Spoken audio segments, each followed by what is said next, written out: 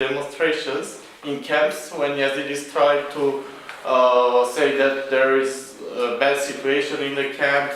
And also this politics was during the referendum. So it is super easy to have an influence on the refugees' decision. We said that Yazidis participated in referendum, and there are official statements from the Yazidi so-called leaders who want a Kurdistan and want a Sinjar region as an autonomy in the Kurdistan as a country. But in reality, Kurdistan is not able to protect Yazidis. And it is my opinion, and also Yazidi leaders in Iraq and also the whole Yazidi community thinks that in order to protect national minorities and also religious minorities in the Middle East, we should create a mechanism for that. Yazidi people, if Kurdistan became a so independent country, Yazidis won't be protected. Because history shows that the only mechanism by which we can protect Yazidis and also other minorities is to give a chance the minorities to protect themselves. So after the liberation of Sinjar from Peshmerga, Hejaz Shabir liberated the Sinjar, and they offered a mechanism for that. They now 6,000 Yazidi so-called policies there was a training in Baghdad for Yazidi forces, and Hejaz Shabir now wants to make Yazidi soldiers and give them chance to protect themselves. And it is very important for the Yazidi community. And also about Yazidi refugees in Turkey. There was big propaganda in Yazidi camps in not only in Turkey but also in Iraq, especially about the Turkey in camps, especially in Diyarbakir, Mardin, Midyat. In that camps, so the municipality was controlled by the Kurdish Workers' Party (PKK), and there were such kind of trainings for Yazidi people, training of Kurdish language, Kurdish culture.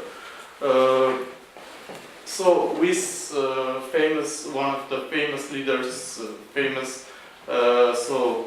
in Turkey, Osman Kavala, we decided to have a training for Yazidi people there in the camps, but Kavala now is arrested without any official statement, so this plan will sort of stop. Thank you. Thank you very much. We all are speaking about not discrimination, but still we are putting our nations on the agenda, so discriminating. This is what the Turkey is doing. These are Sunnis, these are Shias. Well, I have a question regarding to the, well, of course, this situation is very complicated. Problems are so many, approaches also. But when it comes to the mechanism of responsibility of to protect, of course, the first case was when that was evoked by United Nations was Libya. And how you imagine the operation or the functioning of this instrument in the Middle East, which is really required, which is really important, taking into account that the commitment of the states to that obligation and so on is very weak. Just you brought very interesting example of Turkey. You were watched, you were followed, you were observed every time. your network includes, your organization includes Turkey. You have partners there, and perhaps they are doing a perfect job there. But still, as it comes to the obligation of the state to protect the minorities, we see that they are becoming rather an object for political games than an object for protection. And Kurdish issue is one of the best illustrations of that. When we are speaking what are the purposes of AKP and so on. So coming from that point of view, I know I'm not a specialist of that, and this is not my field of expertise. But still, I know that Armenia initiated some process to work on international convention. Maybe my colleagues may, Mr. Manukyan, you may correct me if I'm not right. But still, Armenia was intended to work internationally on that convention to prevent genocides and so on. It was voiced many times in the speech of the president of Armenia. Don't you think that the network might closely work with within that Armenian approach as well to prevent these mass atrocities? I don't because it's a really very challenging issue, and looking at different approaches toward the genocide, toward this kind of crimes, our Yazidi colleague is speaking about Yazidi genocide. So we all are confused in this many approaches. So perhaps the recognition of this kind of events is a way to prevent these atrocities, and perhaps the I'm not speaking about cooperation between your network or Armenian leadership, but still Armenian approach, Yerevan's official approach and effort might be interesting for the network as well to work on that direction and to prevent genocides. Well, you know, when you speak about implementing the mechanism, how it could be implemented, I would say something which is very frustrating, but the mechanism obviously do not work well. Yeah. I can say they do not work. And I just want everybody to understand that it's not possible just, we have a mechanism and just we need to implement it and that's it, Because it never can work like that. We draw borders and then if they are well drawn, it's okay and we don't need anything else. I mean, it's always at stake, it's always at risk because maybe, some people say it's part of human nature, maybe not, I don't know, maybe. It's de facto we can have an observation that it took part and the threshold has been reached after the 20th century. And so there is not just we implement a mechanism and that's it, we draw borders and that's it, we do this and that's it, we do it. No, it can never be the case. Look at the United States. The United States, they have adopted the best mechanism which can exist. The mechanism, to explain shortly, is that all the agencies which operate abroad, for each of them there is an obligation to alert when they think that there is a risk of persecution or mass atrocities potentially. For this, all the ones who go abroad are trained to identify. What does that mean? All of them have the obligation to tell their boss on the ground when they feel something or they witness something is taking place. They have to tell the boss. And if they think that the boss does not process relevantly the information, they have the obligation to tell to the boss in America. So you can say there's the highest level of awareness raising, of also obligations for them to pay attention and to go into action. And there is Syria, when there is like mass atrocities, mass killings, everybody can see it, hundreds of thousands of people killed. The red lines are put by the president saying if there are chemical weapons, we will go into action, we cannot accept that. Chemical weapons are used. An agreement with French is reached. And in fact, an agreement after that is reached with Putin in order not to go into action, and to implement a group of experts who will investigate and make sure that there is no chemical weapons anymore used.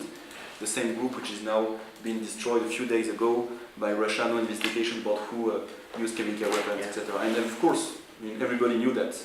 Everybody knew that from the beginning, including the ones who have made an agreement. So the best process used, the best awareness raising, but at some point, decision by a leader who decides to go at exactly the opposite direction of the values which are brought by this. So what could be done to change the policy of the United States? I think we do not go in the right direction. To make sure that next time when the European state wants to act in a relevant way, they can do it, because there's an issue of ability. So to build strength, including military ones, but not only, and to use these strengths in order to protect human rights and democracy, with all the risk of instrumentalization that there can be, with all the risk of colonialist frame of mind, which is very present still in European countries and in Europe. We need to address these issues. For Armenians and Armenia, there is of course a very high moral potential, because having been victim of genocide, being confronted to genocide denial for more than 1 century, makes the Armenian around the world more sensitive to these issues, and also more heard about these issues when it comes to the Armenian genocide, when it comes to other genocides. So being part of international gatherings, being part of, as a state or as civil society organizations of this process, is something which will help people to listen more than they do today about the risk and about necessity to act. Because when you say, as a people we've been subjected of genocide, and there are people from the family who have been subjected to that, and I think that it is the most important thing to prevent or to act here and there. It doesn't change everything. It's not either thanks to only that things will change, nor from the borders or the mechanism, but it will help, and it's part of the duty, I think, and it's useful. So as nations, as individuals, as inside organizations, here is a perspective, because the perspective of the strength of the state to go into military action or to have a foreign policy very far away from the region, which would help, is of course not a very realistic point of view, but this statements, involvements can be very relevant and help. Thank you very much. Taking into account that we spent about 2 hours, and take into account your busy schedule for this working day, I will tell a few closing remarks why this topic should be on our agenda here in Armenia, in our institutes, and so on. As Mr. Abtan told, as a victim of the mass atrocities, we have this not only moral voice but duty as well.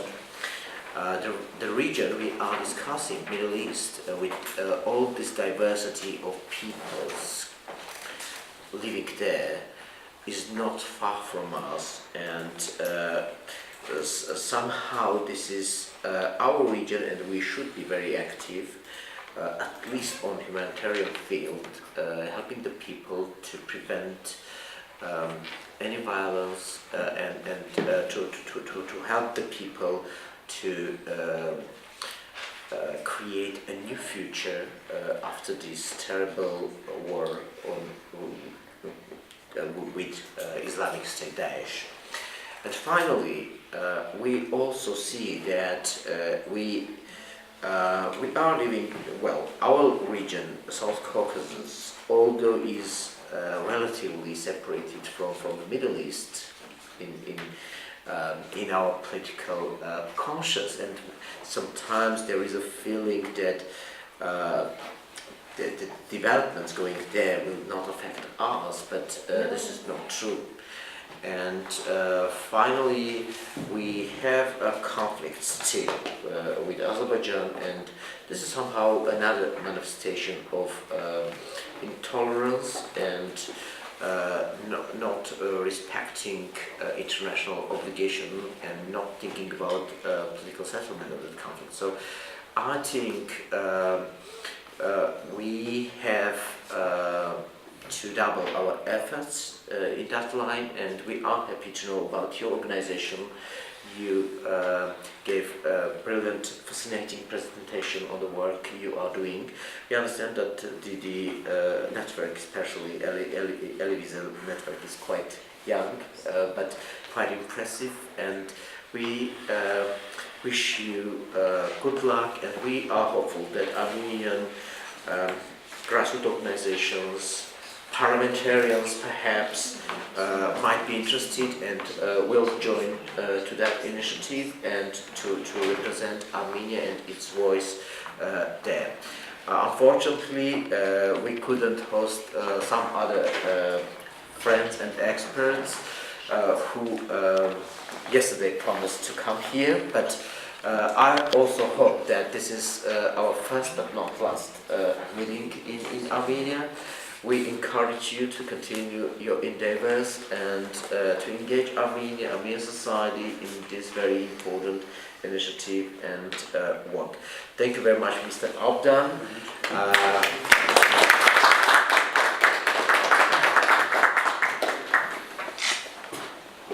So, coffee.